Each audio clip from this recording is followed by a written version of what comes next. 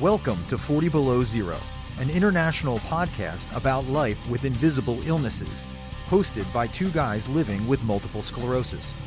Coming to you from the Keystone State of Pennsylvania, I'm your co-host Nix, and with me on this ride is Terry, a Londoner who calls Ontario home.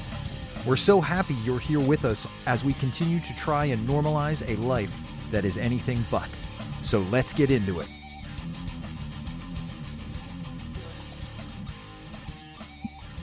Awesome. Welcome, everyone. Welcome to another episode of 40 Below Zero. You're probably wondering why you're listening to me. Where's Nick? Yeah, deal with it. Nick's not here today. It's me. Nick has other obligations, and trust me, he's bummed out to not be here today because he really wanted to meet Mel today. Mel's our guest. I'll introduce her in a second. But we have a guest co-host today that Nick has set up for me. I really appreciate it. We got Marielle here today. Everyone knows that I call her Yell. Marielle, you better do your job right because Nick always keeps me grounded. He always keeps me focused. So you got a tall job to do right now. But on that note, Yell, how you doing today? Good. I'm excited to be here as a guest co-host. So it's my first time and I will follow your lead, Terry. Also really excited to speak to your guest today. Why don't you introduce who we have on the show? Okay, so how do I start this? There's so many different ways to introduce her. Let me start with how I met her. Sort of the same story how you met me. I was really new. I was starting my journey in a wheelchair. I started to come out of the closet of being an MSer because I was really hiding everything. And when I was on Instagram, I saw Mel. Is your last name Davis? Livermont. Okay, I thought I saw somewhere else that it was Livermont, and then now I'm seeing Davis, so that's incorrect. Anyway, so Yeah. I saw your Instagram account, and I saw that you had these cool shirts. And yeah, I wrote to her saying I wanted a shirt. I can't believe I'm telling this story on here now. And I told her I wanted the shirt, and she's like, "I'm going to send you the shirt. Give me your address." And I'm like, "What?" And I was new. I was fresh. I was like, "Wow, she's treating me like family." And I didn't know any other MSer. I was fresh. And she sent me the shirt within 2 weeks, dude. She motivated me to keep going and to realize that there's other MSers out there. Like we're all family. And I felt like I wasn't part of this big family of MSers because of that shirt that you sent me. So I really, really appreciate it. Yell, I want to introduce you to Mel. Mel, this is Yell, basically my sister. She was the first guest on our show, and we've known each other for a long time now. And it's kind of like you and I, except we never really talked. Yeah. So Oh, well, it's nice to meet you. definitely Nice is to meet you. for sure. And I have a lot of questions for you because I did read your bio. And I'm so glad you wrote that because you explained everything for me of your journey and what you went through. And number one thing that I'm going to talk about in a bit is the fact that you have children and you're single, and so does Yell. Yes. Okay. And I don't know any other people. Honestly, I always feel sorry for people who deal with MS and have kids, but yet Yeah. alone having kids with no one to help you. Dude, I can't even take care of my cats. Well, things have actually gotten a lot better. So the boys and I, which everyone that we participate in events with have known them as the sidekicks. So every picture they're a part in, the guys that help me run all of the social media outlets referred to them as the sidekicks because we weren't sure if it was smart to actually use their names, not use their names, just play it safe for them because they were little. But it's had us meet some of the most amazing people along the journey because not being able to ask for help when you needed it and knowing that it's hard for us to ask for help, really. You want to be independent. You want to be stronger than what it is. But it got to a point where just trying to manage the disease, trying to manage working, being a single parent at that point, and then ending up meeting amazing people. I ended up meeting a very, very nice man. So I am now married, and my husband is a phenomenal support. He has been a great support system for the boys. Our oldest, well, he's now looking at adopting the youngest son. Our oldest has gone on to be a Marine now. Hold on. In the But bio, I read in the bio, you must have written this a while ago because your yeah, kids were 13 and 11 at the time. that was at the beginning of my journey. Yeah. Oh, and you were 34 when you were diagnosed. How old were they when you were diagnosed? Gosh, They it must was have. a year. It was a year before then. Yeah. So Oh, okay. Okay. yeah. Whoa, you wrote that a year after. Okay. Yeah, and it was, I literally had somebody help me do it so where I could write it where I was talking to a computer because I couldn't see. Um, when I got diagnosed, my journey started helping out in the optometry department and in front of the optometrist a week, no, 2 weeks prior, having that aura of a migraine, thinking, okay, it's going to be bad. I'm going to end up with a bad headache. And then nothing happening. And then the following week, one eye going completely black and still nothing. And then by that following Thursday, walking into literally a brick wall. So as much as you hear people saying they've walked proverbially into a brick wall, I actually did that. I walked into a brick wall blind in front of the optometrist and just being told, hey, don't move. I'm going to come get you. Okay.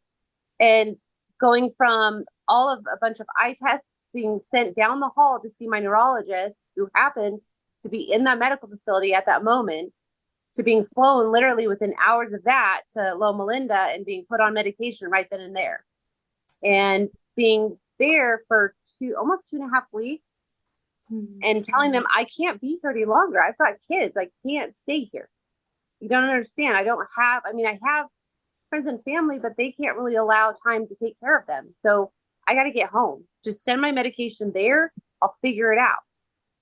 And it went from that to us learning and taking classes to learn the beeps at the light. Because in the town that we live in, it's so small that you can walk everywhere. You don't necessarily need to drive. You don't So need to. were you Go ahead. ready? Were you ready to be blind forever? What I You mean by know, that, you're accepting it and you were on the journey of learning yeah, at first it was hard. And even in the office with my neurologist, him telling me that this could be a possible forever kind of thing, we both cried for a second. But then he held my hands and he said, I think you got this. And I said, I think I do. And we're good. Let's go do whatever we need to do. Because it was a matter of, do I sit here and wallow or do I get up and rise? And one thing I've always lived with is that, that acronym FEAR, do you face everything and run or do you face everything and rise? And throughout this journey and where we've been, just me and the boys in general, up until meeting my husband, it's been that word resilient. And to me, no matter what journey you're on, you could have a disease, you could not have a disease. You can be just having a bum day, but it's that grit inside you that helps you stand up and brush your shoulders off and keep going. Because it doesn't matter what you're facing in any walk of life, it's those hurdles and it's that support system around you that you've built, that you find in any avenue that helps you get there. And I think that's what I love about our MS community is because we find those people that just help us grow and learn different techniques and ways of just coping with things. Is it just Amen. Let's praise that for a moment. Face everything and rise. I love that. And you are correct. The empowerment I get from the MS community is something I have never felt before. And I feel like with this diagnosis, I'm making the most out of it and really discovering who I am. My children are really discovering their talents, their gifts, and really MS, a lot of our lives revolve around it realistically with a disability that affects my entire body, invisible, visible disease, things like that. It does influence our life quite a bit, but knowing that it could have the opposite effect, where resilience is not really seen or, all those things, but now they're showcasing their abilities. You know, at the beginning when I was diagnosed, and I don't know if you were the same way, Mel, but it's like your biggest fear is what the disease will do to our kids. But knowing that we are surrounded by strong, amazing people to uplift us, not just for us as the MSer, but our children, our families too. It's awesome. Awesome. Oh, Awesome. yeah. Oh, yeah. Uh, I couldn't agree more. you guys have no choice. Like, this is what I think. You guys had no choice. And that's such a claustrophobic feeling for me to know that you're forced to wake up. I had a dog that passed away. I'm sure people saw it on my posts. And Yeah. I hate to say that I was a little glad that first of all, she's not suffering anymore. But at the same time, I don't have as much responsibility, and I can't imagine to have kids. That would just blow my mind with guilt. Guilt is the number one thing that I would go through. And I always praise Marielle. I always praise anyone who has kids. I'm like, Jesus Christ, I don't know how you do it. So good for you. But can I say something? Can I say that I feel like thank God I have MS because I got to meet so many people and I have so much family now in my life. I barely have family in the real life. So the fact that I have, like, this is my sister. Like, I tell you, Yeah. I have so Yeah. much bond with people, and I have bond with you, even though I've never talked to you before. Every time I see your account, I don't know what it is. I'm like, yo, we're family. I don't know what it Yeah. is. And I knew eventually we were going to connect, and this is it. Yeah, no, I agree. My MS family is ginormous and I love it. And just reaching out, I have friends and family all the way across the pond over in Australia, New Zealand, Europe. Um, Getting to connect with Shift MS and those guys in Gamma and Jason Allen Scott over there who writes books. Just so many wonderful people that I've gotten to know. Sam from MS for MS and Blake, we just went to Dunk and was at Dunk MS. Love that Dude, event. Love all those folks. so do I mean, we. Yes.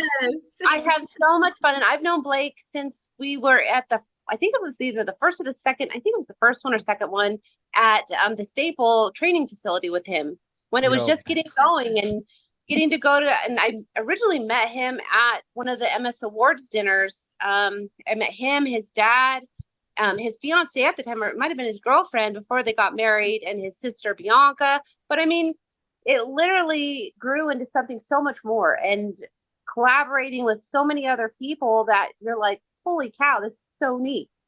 The world grows.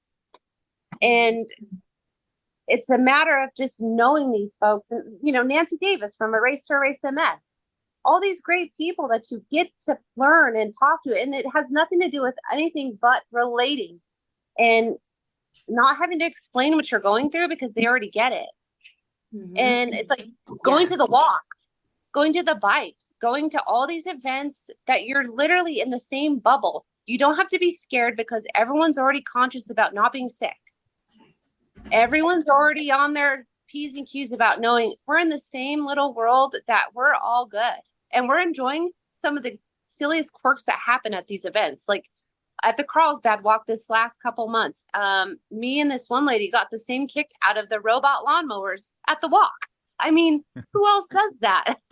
Who else gets a giggle out of those things when they really didn't see that? That was hilarious. But, or forgetting things within a minute. People relate totally. And you don't have to justify, oh, I feel silly. You know how many times I have fog on here and I'd look at Nick and be like, I don't know what I'm saying. Help me. And he knew right away. He just jumps in. I'm like, thank you. So it's so cool how we can all relate and we don't have to justify, we just, sorry, I have MS. Save the time with the explanation. And just as Terry mentioned, when you're having a conversation through Zoom and cog fog appears out of nowhere, you lose your train of thought. It's like, help me out, people, help me out. And you don't feel embarrassed because everyone does it, right? I love it. It's such good points.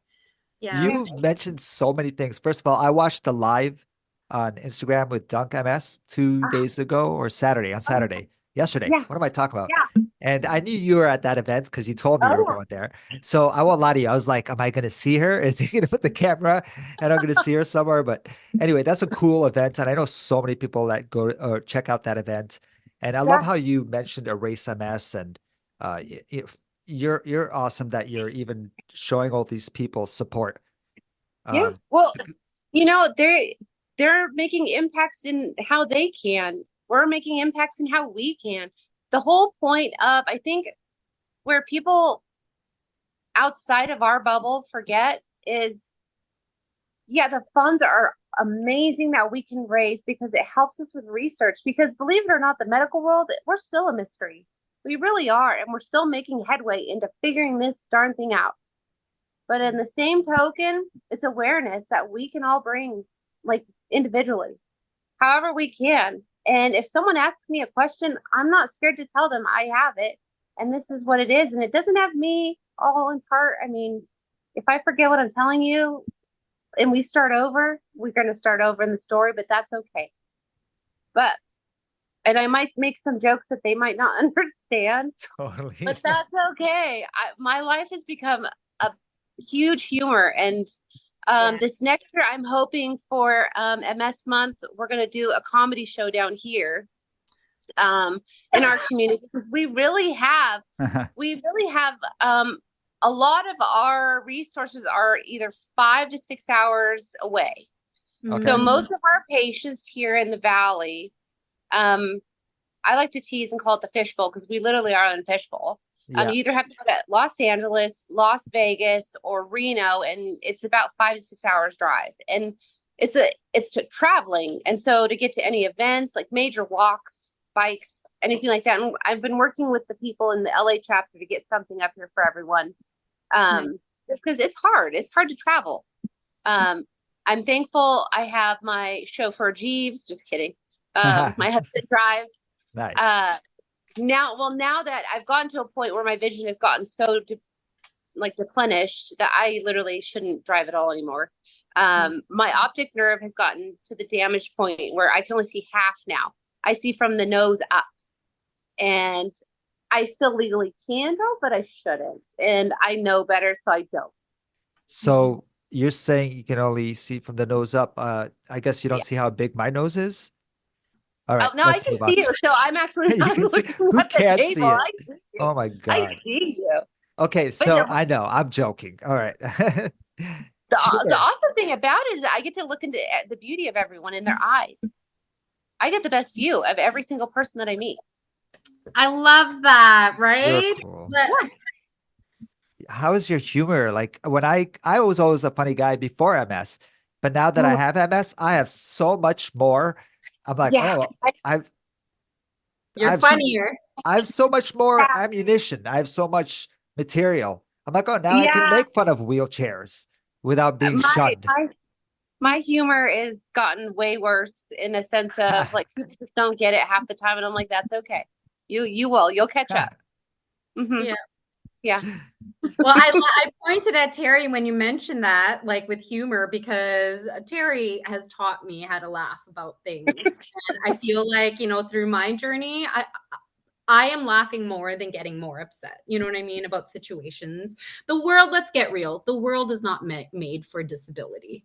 And things will happen to us like out of nowhere, whether it's like the concrete rocky floors that aren't stable enough for us to walk, or even our wheelchairs to roll on, that type of thing. But if you can find a reason to laugh about it, it's so much easier to let it go through laughter than to hold it in through anger. Yeah. Oh yeah, definitely. I think it kind of falls into those categories where, you're accepting things, or you're going through grief and all those different avenues of what we have to reach. And I've learned every time you go to the doctor, you hear, oh, well, you have a new beauty mark in your brain, or you have a new beauty mark on your spine, or which, I mean, I call them beauty marks because they're making me more beautiful along this journey. I've just come to accept things a lot quicker now, because it's like I'm understanding that my medication is doing what it's trying to do, and that's okay. And every study that I get offered to try and do, and whether it's a medication or not, I don't like medication, but if it's something that can broaden our research and get us closer to something that can help someone, maybe not in my years, but maybe in another younger years, let's do it. I am on board. Awesome. It can't hurt me any worse. It can't, if it affects me in a negative way, the best thing I can do is truck through that study and then get done and have something to offer. I went, it was not even, I think it was a month, maybe 2 months ago. I barely got my voice back. I had to have a biopsy done on my thyroid a little over a year ago.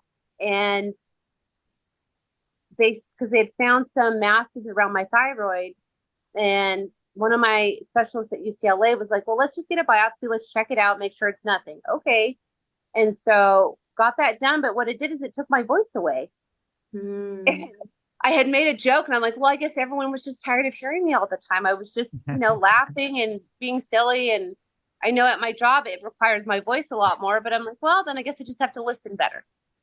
So I got really good at just listening to a lot of people, and I really did. And after losing my sight, my senses are really still high. Like I can smell, I can hear for miles, and there's certain pitches I just am not okay with. And but I got to really, so the sad thing is I become one of those early bird special kind of people. I love my nephews and nieces. They're really small, but I have to have them in small doses because they have that really high pitch of a baby squeal that is just much for my ears. And so when comes time to like maybe treat ourselves to go out to dinner all together, I have to go when it's like 4:00 when you see all the grandparents out, which makes it cheaper because meals are cheaper at that time of day. So is it a sensory overload thing that you're going through? Yeah. Because I have that too, where I get really irritated, but it took me a while to figure out I must be going through a sensory overload and I'm not just an asshole. Yeah, no, it is. It is. It's too much in my ears. And so, and I learned that from just coming out of being able to see again, is it just kept, because I didn't gain back all of my sensory in my eyes, it kept all the extra on everything else, just like eating like food. I still can't stick red meat. And they're not sure if it's like the iron or what it is, but I've literally become just an herbivore now. I can't do red meat. Okay. I've tried, and they wanted me to attempt it as many times as I can to get the protein from it. But I still to this day cannot eat red meat. And I've tried, and it's just, nope. My body goes, don't even try it. And sometimes I like the smell, and I'm like, oh, that smells so good. But I still to this day cannot. But it just, it went all the way through anyways to that biopsy. A couple of months ago, I went and saw a new specialist at UCLA through speech therapy. He did Botox around my thyroid in where that biopsy site was, because I had to have 3 biopsies done just to get the right sample. And that Botox relaxed it enough to where he ended up finding I had dysphagia. So I was in a middle where my body was at a heightened flare. My body, because of my progression, lives in a flare all the time. But with the original biopsy, it left my muscles so tight they wouldn't move. So that's why I hadn't had a voice all that time. And is this all because of MS? Like the thyroid was done? Oh my God. Yeah. Like there's so many different things that happen with MS, but people always think it's the legs or it's but no one knows that you can, like I have a friend who's gotten a tumor from MS and people get scared. They're like, what? Don't worry. It's really, really rare, but it's a neurological issue, dude. It can affect anything in your whole body. It's crazy. Yeah. And it's one of those things that I've learned, and I've been asked a couple times now because we've just started support group down here. Again, we had it before virtually because of COVID and everything, but we just finally started back up in person. And we have a couple new patients that have come, and they're doctors, and I get it. The doctors need to tell us the worst case scenario just so we know. So we're aware, this is what you're looking at. Get it? But the one thing I wanted to reassure them is you have that option. Yes, if you don't want to participate in really fighting, to be honest, because it's reality. It really is. But if you want to be proactive, you can actually just look at them and say, okay, thank you. But in your head, you can actually say, nope, I have MS, but it's not me. Yeah. That simple. It's up to us to really define it. I honestly believe that the medication or whatever the doctors are prescribing as our DMT is our benefit. But it's also up to us. It's up to our mindset and where we put it. Yeah. Because without that and without the right support system in our life, we're not going to go any farther than just not making it anywhere. We have to stay in that mindset, because I've known friends that have that negative mindset where they're not really being positive about it. And I get it. If they're not in the right kind of bubble, then I get it. But they have to be somewhat proactive, because MS can kill us, but the things that come with it, heck yeah. It can be detrimental, I'm sure. Yeah, for sure. Mindset. I know people as well, like you're mentioning, that don't come out of their bed and they're depressed and whatnot. And I'm in the same boat as you, by the way, with medication, where I'm not, like, a lot of people are against medication, a lot of people are for it. Whatever works for you, do it. No one should shame you. If you want to go on that, you do it. No one's going to shame you. And no one should tell you, oh, you shouldn't do this, you shouldn't do that. You know what I mean? So I'm so glad that you've mentioned that too. I'm on Ocrevus. I just started Ocrevus. I don't know if you've heard of that. I was not on anything. Oh, get out of here. Yeah. What's going on? Are you going to jump on? I'm going to be starting too. And I think the Ocrevus people they've been calling me twice a week. Hold on. I need to tell you that Nick, he doesn't even know yet. But as soon as I say this, he's going to be so bummed out he's not here. First of all, he's on Ocrevus as well, or Ocrevus. But do you know what he did before he got diagnosed with MS? He was also in the paramedics, and he was also in law enforcement. So very similar to what you went through, and his life came to a halt. You know what I mean? Yeah. So he would have loved to come here and chat with you, because you guys have similar, history. Yeah. It's crazy. Well, sometimes our lives just have to take a different turn and figure it out. And I mean, don't get me wrong. I'm still in college. I'm still learning new things. I like to learn. I really do. And until my brain says stop trying to shove things in it that you're going to forget maybe the next day, then I will. But until that day, I like learning things. And love that. Good for you. I'm the same way. The reason why I don't have a university degree actually is because the campus at that time, how long ago was it? 15 years ago at that time, was not the most accessible.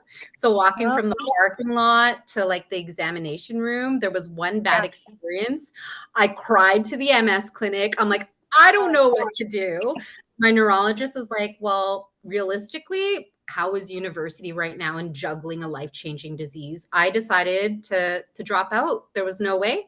You know what I mean? I have one more year left, and I'm turning 40 soon, and I want to finish. Like, I'm not going to give a timeline, but I'm just saying I would like to finish my degree to just say, I wasn't able to do it before. I'm sure campus is more accessible now, I've heard.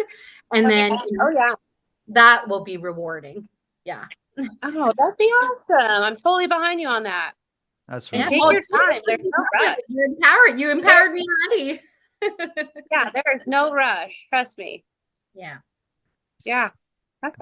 It's really cool. I need to ask you also, you've met a lot of people, you've gone through a lot of things. Just wanted to know maybe a funny story of your MS journey that made you laugh, brought a smile to your face. Maybe someone said something stupid to you. I have many, many of those stories. I can tell you many peace stories, but I'm sure no one wants to hear that anymore, because I have a recent one, and I still make a joke at it every time. So it was this last August. I've always been someone that has felt being brave was something that I always liked to be. And my husband and I were getting home he picked me up from work and stuff. And in our truck, we have a side step to get out. And I was feeling super brave. And instead of using the side step and the handle to step down out of the truck, I was like, oh no, I'm just going to take the big step and slide out. Well, may not have been the best move I ever made, but it was, kind of worth it, I think. I took the big step out, and our oldest son was still at home, came walking out to make sure I was good to go. And as I took the big step out, I fell and bonked my elbow. Well, I thought, oh shoot, I think I dislocated it. So my husband walks around. My oldest comes walking up to me, and I'm like, you know what? Yanking it. I think I dislocated it. He yanks on it. No, that didn't work. I didn't hear it pop. I said, son, can you pull on it? He pulls on it. Didn't pop. And I'm like, well, now it hurts worse. Maybe we should go to the doctor. So we go to the ER. They take us right in because it looks really wonky. Like, and it's kind of hurting. It's not hurting too bad, but it's a new pain I've never felt before. And, we're used to pain. So we get in there. The nurse comes up and she's like, so can you tell me what happened? I said, well, yeah. Instead of taking a side step, I just stepped out big and I was being brave and I fell. And I asked them to yank on it. And I told her everything that happened. And she escorts my husband and my son out of the room. And I'm like, well, where are they going? And she says, okay, can you tell me exactly what happened? And I'm like, I just did. Can I have them back, please? I need them. You don't understand. They're like my stuffed animal. I need them in the room. And brings them back in. And she goes, I'm sorry. I had to escort them out. We kind of thought, I said, oh, I see the bruises on my arm. I'm so sorry. No, it was all my fault. It was all my fault. Come to find out, what I did is I had shattered my radial head, my elbow. I seen the surgeon the next day and he's like, oh my goodness, we're going to have to do a replacement. Okay, that's fine. And I'm thinking, whatever. It didn't hurt until they were like trying to jimmy it around and put a new brace on it and stuff. And I'm like, oh, good grief. So that Monday, it was only 2 days later, I'm in surgery. The surgeon comes out and he goes, well, Mel, I tried to fix it. I couldn't brace it. We had to put a whole new elbow in. You got a brand new one. I said, did you put a squeaker in there? So that way, every time I bonk it, I can squeak. I said, like kid shoes. You walk and you hear squeak, squeak, squeak, squeak. I said, because I bonk that sucker all the time now. We get it. We get it. We totally I'm like, so what it did in turn was teach me, slow down, be brave, but just brave enough. Don't go so fast. Because I trip and fall all the time. I was trying to go fast on an escalator out one of our functions in Reno, and my foot caught the ledge of the escalator and I went sliding down and I slid into home plate. I'm not laughing at you, but I totally get it. Like, I don't know what to tell. You said escalator, right? Mm-hmm. I don't know. But we're not supposed to. We're told not to use escalators because they're actually not a good idea for people with MS because we actually have foot drop a lot. And I do exercises with the MS gym. I mean, I am constantly trying to figure this out. And I've talked to David Lyons and his team, Felipe and Jeff, and I'm like, okay, I am very cautious. I am watching that step and I'm like, okay, and I'm put your foot up. I'm like, it's fun. I think it's like a joyride going on that escalator and like the people mover one. I'm like, yes, this is really fast. I'm going fast. But in all lessons, I'm like, okay, you better stop. The escalator, I'm afraid of escalators. And like, there are times where I need to use it. Like there was a couple times when the elevators were out of service, pet peeve. And then I had to use the escalator. I never realized how fearful I am of them, but they are pretty scary. And being a cane walker, not a good idea. I haven't used an escalator in 6-7 years, probably even longer. And elevators are my shit. So I've seen people use escalators in wheelchairs, and I want to do that one day. But I've also seen tragedy. Yeah, I've seen it. I've seen where they grab it. I don't know. It's weird, and I've seen tragedy situations. Yeah, I've been working to use the stairs and the elevators now. Yeah. I would go up like 2 flights of stairs over like trying to attempt getting on an escalator pretty much. I'll use it only as a very, very last option. I think I have a trip hazard no matter what it is, but still. The amount of times I fell using canes, being funny with a cane, and then I fell on broken ankle, and they're like, you're using a cane. I'm like, yeah, don't ask me. And did you ever slow down? Because you're like, I learned to slow down. Did you really slow down? Or you just say that to us? No, actually I have. I really take my time now. I don't, every once in a while I have, like, I've just been so tired. Really exhausted that I actually like slide out the truck. I don't, because it's not hot. I'll hold on to the handle though and slide.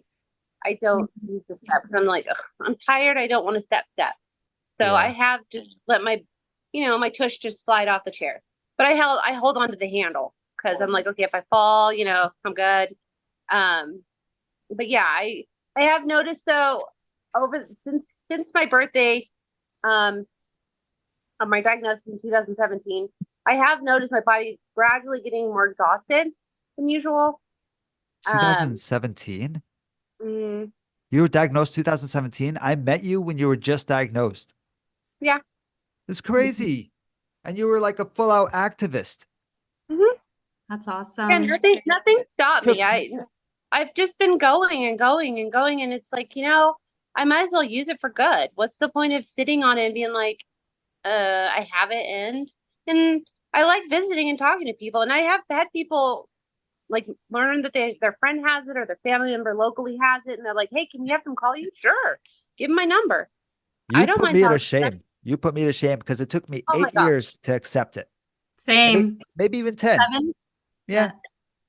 There's no race though. There's no time frame on when you actually get okay with it, This is why I think it's important though that we are out there, because if I met you, Mel, like years ago, and I knew that you were like, an activist or like really wanted to like get involved with the community, I'd feel comfortable to approach you and be like, hey, what are some tips and tricks type of thing to live with the disease? And I get the opportunity to meet so many newly diagnosed people. And the very first thing I want to tell them is, trust me, it gets better. Like, just trust me. Like, feel through your feelings, because that's really important. You need to process it all the way that you process things. But Yeah. trust me, eventually it will get better. Once you learn, like, it'll take work, but you'll learn, and then it does get better from what I see, and based on like my friends who live with MS too, right? Definitely. Right. You learn your body. You learn when like, you're too tired. You're too tired. And the one thing I think was the hardest, I think, honestly, for me was having my employer understand it. It took a time, and I did go through a little bit discrimination, and it really it was a joke. It was a joking kind of thing where there were a couple times I was called special ed, and I'm like, yeah, that's right, I'm special. You better get used to it. Wait, and I love who calls you special ed? As a joke? Oh no, it was a joke, and Okay. I didn't. Other people took offense to it, and I took it as an endearment because I'm like, I am special, so get used to it. Okay. It's okay. Was it a friend? I just need to know. Was it a friend or was it just someone who's like, oh, she's special? It Like was a call. inside joke.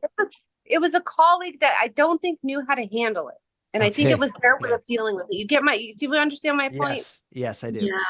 So I think a lot of times we actually scare people because it's hard. It's hard for even them to kind of envelop it and understand it on their end.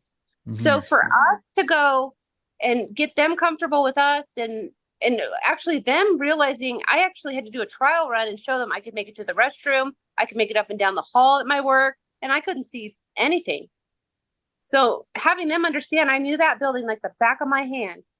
Yeah. And when me and the boys would show up at my work and they would drop me off and then they would walk to school on the path and then show up after school at my work, we had a whole routine happen every day, Monday through Friday. And then even when it was that summer, when it was time for the fair, we made it on the bus all the way to the fair, went and petted the animals. They left me to pet the animals in the petting zoo while they went on the rides for minutes. Back and got me. We learned how to do things. We made it to the grocery store. We would shop for 2 weeks straight, so we had enough food. I mean, we figured things out. Mel, you were just diagnosed. I need to remind you that you were just 2017. Like, I thought you were diagnosed 20 years ago or 15 years ago. I had no clue. It was just less than 10 years ago. Yeah. And my doctors believe that I should have been diagnosed long before then. It's just the migraines have my brain so swollen that every MRI, it wasn't able to see it. And I got that comment too. Yeah. Are you talking about the beauty marks? Yeah, all my gorgeous beauty marks. I'm just telling you. This disease makes us so blessed. I feel beyond blessed. I have so many gorgeous friends and family that I would have never had. And I lost my parents when I was young. My dad died when I was 15 of a massive heart attack at my brother's college graduation in Arizona. My mom passed from multiple myeloma. Gosh, I think it was like 10 years ago now. It was a while ago, but I watched them both go through multiple issues. So I was already ready to which is kind of weird, but good. I was understanding how to be a patient and a caretaker all together. So I knew what to expect when the doctor gave me it. I knew how to be a great patient and how to advocate for myself and tell them, no, I don't want new medications. I just want to know how to get around this and fix it. Do whatever you have to do. And when I go and they do labs, take an extra vial of blood, take an extra vial of whatever you need to do. I'm good with it. I'm not. When they did the biopsy on my thyroid, they asked if I could donate an extra vial of the biopsy. And I'm like, sure, take it. Because what's going to happen is I'm in a part of a research study that's going to allow for when people go in for that specific biopsy to maybe get the results within that same day or an hour of the test. And I'm like, yeah, do it. That is so cool. And I would love to be a part of that. Yes, exactly. You there's are- other ways to support research with that, either being part of the research or like fundraising for it, all those things, right? I feel like that's empowerment too. Yeah. Just having that purpose and Go ahead, You're Ted. you're a total MS activist. Like you're a total genuine MS activist. When you're telling me oh yeah, take an extra vial, get out of here. I'm like, don't even touch my don't no, I don't want needles in me anymore. But you can save the world. No, I don't care. Oh my gosh. Well, I have fun. So when I have infusion day, I call it my juice day because I'm actually going to get my juices for the whole next 6 months. Okay. And I've started a new infusion for my migraines with Vyepti, it's called. I'm going in for my second Vyepti infusion the first week of June. And then after, like literally a week later, I get my Ocrevus. But when I go in, they always do lab draws just to see if they can offer it for anything to help. And they send me a trainee sometimes. And so I tease because I call the lab techs mosquitoes. And when they come in and they'll give me a training mosquito, they'll tease them and be like, are you ready? I'm like, yeah, just go ahead. And they're like, okay, a little poke. I'm like, you don't have to tell me that. I'm used to it. My arms are pretty much numb at this point. And they'll go and they'll dig and be like, oh my gosh, I think you got it. And they're like, are you sure? And I'm like, no, you didn't. I would know. Oh my God. And they'll pick the vein and I'm like, that vein likes to roll. I'm telling you, I know. I've been doing this for a long time. I know what my veins are going to do right there and it's not going to be nice to you. I would go with that one, the biggest one, and it's your favorite. It's the mosquito's favorite. I'm telling you. But just be careful because it makes a mess. And they always laugh. And I'm like, I just have done this for so long now. Yeah. So mosquitoes are okay. It doesn't bother me anymore. Yeah. So you had mentioned like giving or sending Terry one of your t-shirts. Do you use the t-shirt at all to fundraise or is it like part of raising awareness, things like that? Like how do you use the t-shirts? So the shirts that we made for the nonprofit down here for Mighty Strong is okay. And that was something that we had talked about. My husband and the board members that are a nonprofit down here is we don't charge for them. And the only reason we don't is people have given us funds to purchase them and make it. And I don't feel the need to have to make people pay for them because it's about making people feel strong. It's about other patients knowing that they have a community to live with and feel proud of with them and know that they're not alone. And we're in the middle of trying to get the logo updated, just the back logo, because the front logo is our trademarked logo. But the back logo, we're working on updating and getting more shirts out. Hopefully this upcoming year. I've just been so busy. I don't even know. So you want to update that back there. Terry just showed us what the back logo looks. That is awesome. And you better believe I'm going to ask for one. Yeah, well, I know. I've got to get you and Nick one too. But Oh my God. I've got to send some more up your way. And what was I going to say? I see I had a thought and it just went like, whoosh. Welcome to my world. Something about the shirt. About how I look really good in it. Yeah. Oh yeah, that's what I was going to do. What I want to do is add the sponsors to the back of the shirts as well. Yeah. Because they play a huge part in us. And they've they allow us to be able to just share in their message as well. Like MS for MS. I love those guys. I love what Sam does. He provides these events for all of these people that have MS and their family members because it makes it safer for them to go to them. Like the games at all these stadiums. Yeah. I'm telling you, those events are phenomenal to be at and be a part of. And for them to have a chance to go and sit in these stadiums in their own kind of little safe bubble where they don't have to worry about being sneezed on and people spilling beer on them and things like that, where they can actually go and have a for real experience on these fields. How often do these events happen? Because it's my understanding that the events that you mentioned and the organizations, they're all in the States. Is that correct? Yeah. Okay. Yeah. So MS for MS, if you go to their website, it's msforms.org. They have their calendar events on there all the time. And everybody that participates in them, a lot of the ambassadors do events in their own little areas even. So they have one coming up on the 5th in New York at the Yankee Stadium. I was hoping to make it there, but I'm not going to because I actually have an infusion the next day. So I'm going to be there in spirit and send pictures from my area with one of my original unanimous shirts from one of the first times that we were at that one. They've got, I know Chris had done one down in Arizona. I think it was, he had one there. He's a bodybuilder that we just did an event with him over at Legion Stadium with the Pro Player Foundation, with Tyler Campbell. His dad and him come from the NFL world, but they did the Reach event over at Allegiant Stadium this last month. We were there. We did a roundabout thing. We did the walk to Diego with the MS Society, flew to Las Vegas, did that event at Allegiant Stadium, then flew back to watch the oldest graduate the Marine Corps. So I mean, there was a lot happening, but it was all worth it, and we made it. I got to ask, and yeah. I'm so sorry. I don't mean to cut you off, but I got to ask, and not to shame you. Who cares what you use, like a cane, wheelchair? But are you okay walking? Like, do you have any trouble walking distances? Just curious. I'm not that you're doing okay. So, not no. To I have a walker. I have a 4-wheeler. Okay. It's Okay. a 4-wheeler. Every once in a while, but for the most part, I try not to. I'm supposed to, but I try not to. If I get to the point where I feel like I need to, I just don't do anything. I sit and I rest. Because I don't want my legs to get to the point where I feel like I need to. I feel like that's my job. Me. That's my personal choice. I know that I inevitably, and my husband and my son here still with me, know that inevitably here close, I'm going to end up having to use my aids. Mm-hmm. Because my right side is getting weaker. And that means there is a beauty mark on my left side that's getting more prominent. Mm-hmm. So, which I'm okay with. I'm so not ashamed to do it. And I'm going to dazzle and bedazzle. And everyone keeps teasing. They said that I should totally bedazzle my princess path. Because I use it every once in a while when we go to the store because I'm just beat.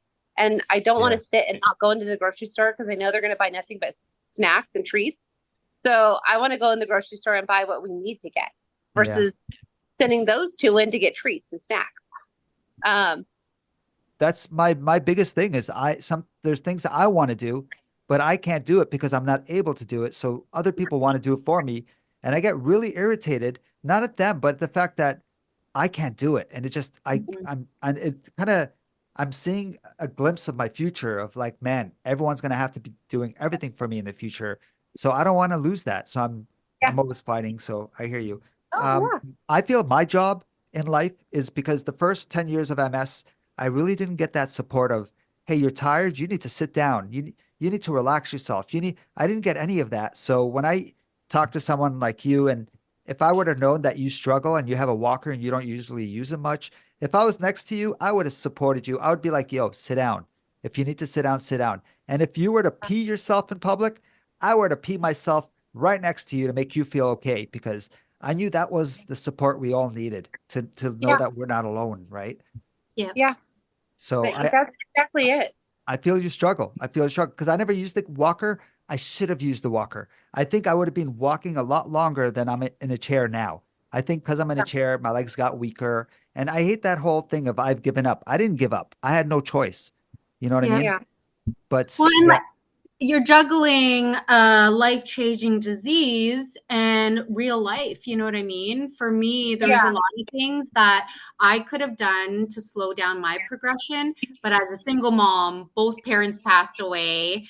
My siblings really busy with their lives. I have no help with my 2 kids. So my priority were my kids over my disability.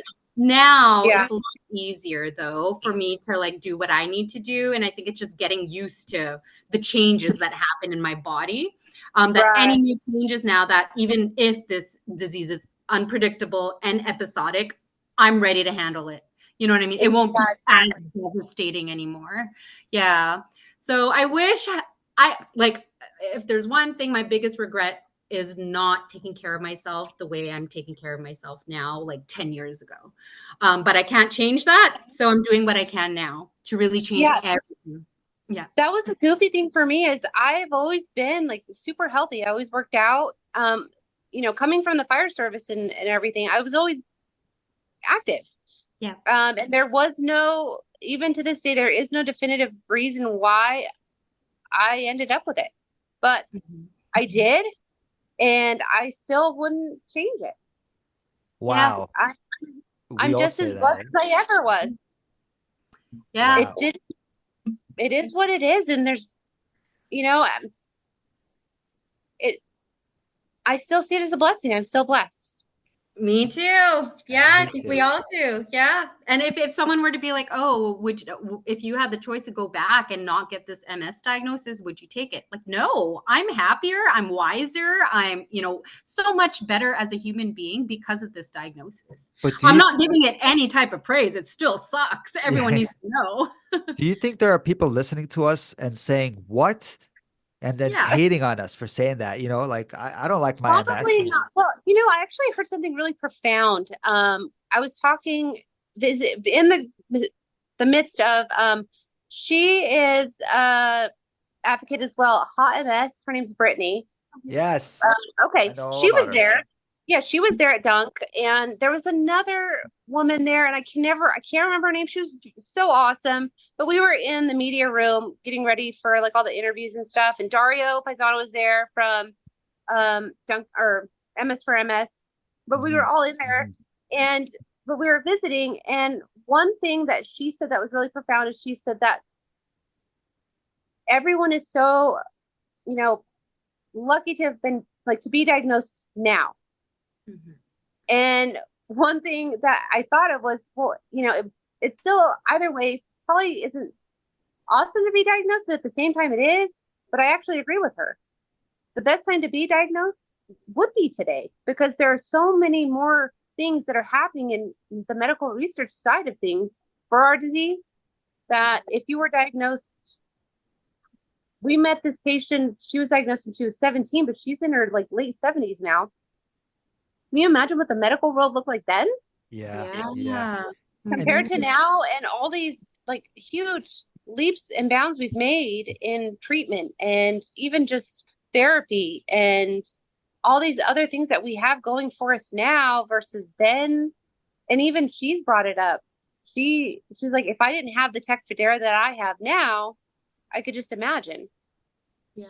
It's amazing how much more advanced we are in things. So yeah, if someone was going to be diagnosed, they're blessed to have it happen now. And not to mention how much more advanced the community is now. For sure. We have ways of communicating with each other worldwide than not being able to even talk to each other, even during COVID. Yeah. We could talk to our doctors over a video than chancing us going to a hospital and seeing them in person when the COVID happened. And in all essence, COVID actually taught the entire world what it was like to have any kind of autoimmune disease. Yeah, not totally. just everything. It helped show them you should really wash your hands. You should really cover your cough. Use your elbow instead of your hand, because then you're not touching everybody's everything. It really gave more compassion to the world. I was the COVID police I was like, hey, your nose is sticking out of the mask. Yeah, I was that guy. Everyone hates me for that, I'm sure. But Oh, yeah, I yeah, took it I've always been serious. that way, and regardless, I was always, can you at least cover your cough? Can you at least use your elbow? Oh, don't forget to wash your hands. And like even in the women's restroom, I would be like, oh, you didn't wash your hands. You should probably wash your hands. And then I would be the door holder with the paper towel on the handle, even after COVID and before COVID. Oh, I would Yeah. hold the door because it's like, ew, I don't want to touch it because it just not that I'm a germaphobe, but at the same time, I don't know what you have, and that should be a cold. Yeah. I Yeah. don't want Yeah. to get sick because I don't want to risk it. I So let me ask you a question. Mighty Strong MS. Was Yes, that the first name when you came up with your Instagram account? Mighty Strong. That sticks to me. Whenever I think of whenever I see that logo, Mighty Strong MS, I always think about you. It's yeah, like you patented that. yeah. It's That's our perfect. trademark. Oh, okay. There you go. That's what was come up, and that's what's been trademarked, and that's us. That is awesome. That is cool. I really like that too. And Yeah, and it wasn't something that we've had people ask if they can borrow it and use it. I'm like, yeah, go ahead, and if you need it to be strong, use it. It was just made that so that way it was something that we could just share and have. And it was mostly for the logo because we wanted the logo. And someone that joined, I was like, okay, someone was kind of like giving me ideas and like the way to go from another nonprofit organization. They're like, this is how you do it. Okay, that's how you do it. That's how you go. This is what you do. Okay. And I'm like, but I'm like, my goal is to make sure we have just under the barrier of funding to be able to help people at the get and then have enough avenues to the next spot so that way they get the bigger funding. So we don't have to worry about too much, but just enough to get them going. That way we can at least get them in the door. Like we've had patients where they need ramps or stairs or something built right then and there. So we've been able to get it going enough to get that bigger grant outside of us. Yeah. To that big umbrella nonprofit, if that makes sense. It totally makes sense. It makes it so our nonprofit can be something local, something smaller. And even we've reached to patients outside of even our area to help. Because you have all of these big organizations that are there to help us. But that paperwork and that process take a lot of time. So when you get going and you need help right then. And sometimes it doesn't come right then when you need it. Yeah. So that's the whole point of us. That's what we do. And it works out beautifully. We've seen a lot of progress and help, and that's what I love. And in all lessons, it's made it so people have gotten things when they needed it right then, and then the rest of it's come literally right when they're getting ready to move to the next step of it. You do a lot. Like I love how you're advocating. Just so you know, when I opened my Instagram account, I did it because I wanted to show people it's not over for me. My life is still good. I'm still a joker. I'm still laughing, but it wasn't enough for me. So I ended up helping MS Canada. And so obviously, we're Canadian, but Nick is in the States. And I don't know if you know, but he's a ambassador for the National MS Society as well. So it's cool that you guys have something in common. I love it. But I ended up I ended up running or facilitating support groups for MS Canada. That is awesome. It's for a certain part of Canada, but really we opened it where, everyone from the world is accepted. I'm not going to say no. If you have MS, you're accepted. But I feel like I'm doing this to, it's not over. Tell me your story. I will justify your story. I will tell you a worse story. Like I've been through it as well. Everyone here has been through it. And it's cool. Whenever someone shows their vulnerability side, it seems like someone else is relaxed, that they're not alone. And, it's that whole feeling of support. So I respect you so much for what you're doing and how involved you are in the community. And I do too. Yeah. I actually have a friend that I met through, gosh, I can't remember what group it was, but they're from Canada. And I sit on the Ride Council through I Conquer MS, and it's a minority demographic council. And so what the purpose of it is to be able to gather enough data on the MS spectrum in regards to like the minority. There's so many like missed data when it comes to like for me, I'm Native American. Yes. So, I'm half Alaska Native, half California Indian. So, but when you look at any of the data from any parts of anything, that's never shown. Yeah. You don't see it. And so how are we supposed to really help like those specific demographics if there really isn't any? So I like to help with that, but there's that stigma there in that specific demographic that it hurts. Like in those cultures, in specific cultures, there are stigmas that are hard to break through the barrier.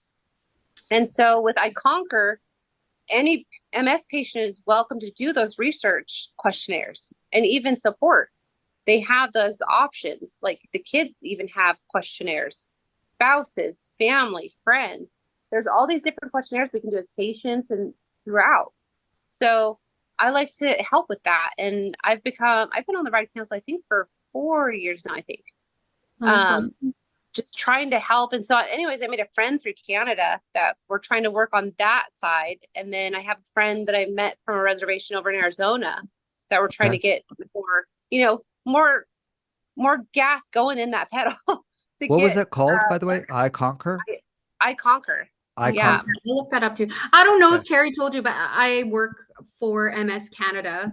Like I'm a full-time employee with MS Canada. I started off my first year in fundraising, and then I went into program delivery, where I get the opportunity to meet so many people across the country. I just have found my purpose, and meeting just a diverse group of people, like it's coming together. And then I remember meeting someone local where I live. I'm from Winnipeg, Manitoba in Canada. And there was another Filipino woman also with 2 kids, also living with MS. And we were like, are we the only 2 Filipinos living with MS? Because I don't know anyone else. Like, so it's interesting, right? And people, they're okay. Like at a support group one time, someone asked me if my opinion about like people being diagnosed from the Philippines, for example. How many people do I know from the Philippines who live with MS? Honestly, 0. I don't know anybody. Yeah. Right. Those type of things. It's interesting questions to ask, right? When it comes to like, nationalities, things like that. Like, yeah, the whole mystery of MS. That's a part of it. So, and what's the one?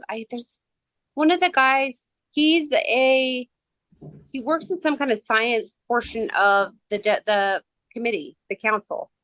I do encourage you guys to just go check it out and look at the members of the Ride Council, like the main members. You'll be interested in just to see and read their stories or like their blurbs of who they are. It's really neat. Awesome. I definitely enjoy, and we're all from different parts of the country. Nice. And they're really neat people. And Holly Schmidt, she's from, I think, Boston area or New Jersey, somewhere over there. But she's the founder of I Conquer, and she is just like under as far as just giving us cues and what we're targeting and what we're just trying to get. Like it has nothing to do with more or less personal information. We're just trying to help.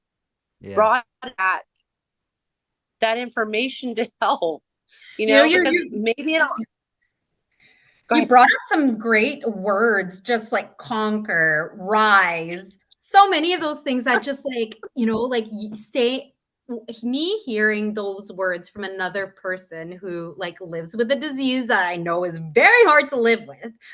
Do I feel the power in those words, right? Like, I just want to write them down on my whiteboard, like fear everything and rise, conquer, all those things. And thriving, that's another thing that I like. Despite that, we thrive and conquer. She starts and ends her bio with a really cool phrase. I'm going to go look at it. There's no way you know it right now, do you? You know that phrase of "I won't let it defeat me." It's not that, but it's on that line. No, I don't know it by heart. I will grab it right now, but I love it. I love it. On the bio, hey, the last thing. Oh no, I don't know if I can wait till the end. I might have to look it up right now. Oh, I'm looking it up. I'm a pro, but Yeah. Did you get into it yourself, Mel, or did you like were you encouraged by another person to like get involved with community? Um, no, I just what happened, what made it happen was I had questions. I had I had I had questions about wanting to know all about it, wanting to know who to ask questions to. And then when it came right down to it, no one could answer them. Like, I mean, I knew about the whole calling a navigator then, but they didn't live where I lived. And as much as I couldn't see anybody, I wanted to actually just talk to somebody. Actually talk to somebody. It's different when you're talking to somebody on a phone at that point. In the early stages of things, it's different when you're talking to someone on a phone versus someone in person. I think being personable with people at that early on stage is important, especially for any brand new patient. And so you're not sitting in a hospital, you're sitting just in person with somebody. Yeah. Even inviting them to go to a park or sitting outside their house, being in front of their door or somewhere where they're comfortable, but in person with that newly diagnosed person is something huge, I think, for everyone. Because it is. And it is something that is like super scary at first if you haven't known anybody to have it before you. And getting over that initial shock of it, it's no different than, like the shock of an accident or the shock of losing your first tooth or shock is shock. It doesn't matter what it is. I love that you say that because I always tell people you are not allowed to say it's not a big deal. Get over it. Over anything anybody goes through. And I don't care even if they break their nail because their system, you don't know how their system takes the shock. So stop, I totally love that you said that. By the way, after I want to read the phrase, I found it. I love it. You start with this and you end with this. That's why I love it. And it's nothing has robbed me of my fight or my smile, and nothing will. Amen. Damn, I love that. We both put our arms. Nice. That was awesome. That's one thing. If you ever talk to, if you get a chance to visit with the Pro Player Foundation folks, Tyler Campbell, he actually has a podcast on TC Speaks. Awesome. Thank you. He's an amazing man. That would be someone, honestly, you would love to talk to. I would definitely recommend him. Great guy, him and his family. But he'll call and visit every once in a while with me and be like, I just needed to talk to someone because I knew the minute I heard your voice, I would smile because I know you're smiling right now ear to ear. I'm like, yeah, I have no reason to not smile. It doesn't matter what I'm going through. And the first time we had a visit, I still might not have had my voice because we'd finally been able to actually connect in voice. We'd texted all like constantly, emailed, but we didn't actually connect in voice. And then he finally called. We're getting ready for Vegas, and he's like, "What happened to your voice?" I'm like, yeah, this happened." And he's like, "And you're still smiling and laughing?" I'm like, "Well, yes, why not? Life is going to happen, and I'm going to keep smiling because nothing can rob it. Nothing can take it away." Awesome. So. I really appreciate being here. I could go another hour talking to you. I have so many questions. No, I'm serious. And I hope I hope you want to come back one day because we're going to invite you back on here. Okay. I really appreciate it. Thank you so much for being here. We usually say, but I think you've shouted out at enough people. We usually say, is there someone that you want to give a shout out to? And, is there anyone specific? You're more than welcome to, but I'm pretty sure you did enough people. But you are so awesome. I appreciate you being here. You are exactly what I imagined you to be. So over our texts, over our communication the last 5 years, I'm like, I wonder how she's going to act. I don't know. We've never met each other. But dude, we are family, and I'm so glad to have met you in person. Oh, definitely. Yeah, we'll definitely do this again. I'm game. Awesome. Yo, I appreciate you too. Thank you so much for being here. Oh, honestly. Thanks for having me. It was nice meeting you, Mel. Make sure you send me your address so I can send you that shirt. Yes. We need to send you a shirt as well, just so you know, because hands down, like you deserve a shirt. Awesome. I can't wait. Hands down. Anyway, and if you don't wear it, it's okay. You can put it in your closet. I tell everybody the same thing. Yeah, okay, because I don't wear all my shirts. I'm just saying, yo, hold on. I didn't wear your shirt forever because I wanted to keep it clean and perfect and I didn't want to wear it out. Anyway, you get it. Thanks again. I'll talk to you guys soon. Sounds good. Bye. So check us out at 40belowzero.com. That's 4 letter T below 0.com. Or feel free to reach out to us. We'd love to hear from you. Our email address is info@40belowzero.com. Our personal Instagram account are, for Nix, it's Nix_V713. Or for Terry, it's What's_MS. Awesome. Looking forward to hearing from you guys. We'll talk soon.